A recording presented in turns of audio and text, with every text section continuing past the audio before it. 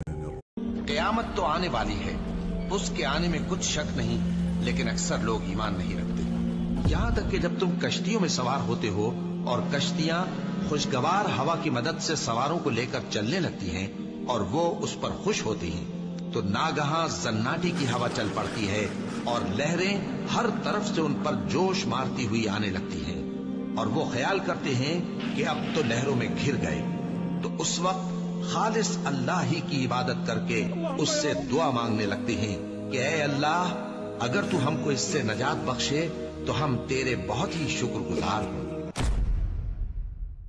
क़यामत तो। और लूत को याद करो जब उन्होंने अपनी कौम से कहा कि तुम बेहयाई के काम क्यों करते हो जबकि तुम देखते हो,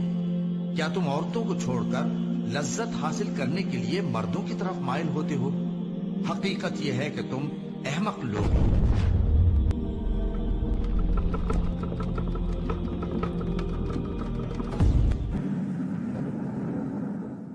और लूत को याद करो जब उन्होंने अपनी कौम से कहा कि तुम बेहयाई। मगर इंसान अजीब मखलूक है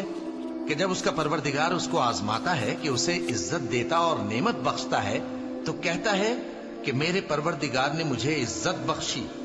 और जब दूसरी तरह आजमाता है कि उस पर रोजी तंग कर देता है, तो कहता है कि मेरे परवरदिगार ने मुझे जलील किया। शुरू अल्लाह का नाम लेकर जो बड़ा मेहरबान निहायत रहम वाला है। जब सूरज लपेट लिया जाएगा और जब तारे बेनूर हो जाएंगे और जब पहाड़ चलाए जाएंगे और जब ब्याहने वाली ऊंटनियां यूं ही छोड़ दी जाएंगी और जब वहशी जानवर जमा किए जाएंगे और जब समंदर आग हो जाएंगे और जब रूहें जिस्मों से मिला दी जाएंगी और जब उस बच्ची से जो जिंदा दफना दी गई हो पूछा जाएगा कि वो किस गुनाह के सबब कत्ल कर दी गई, और जब आमाल के दफ्तर खोले जाएंगे और जब आसमान की खाल खींच ली जाएगी और जब दोज़ख की आग भड़काई जाएगी और जब बहिश्त करीब लाई जाएगी,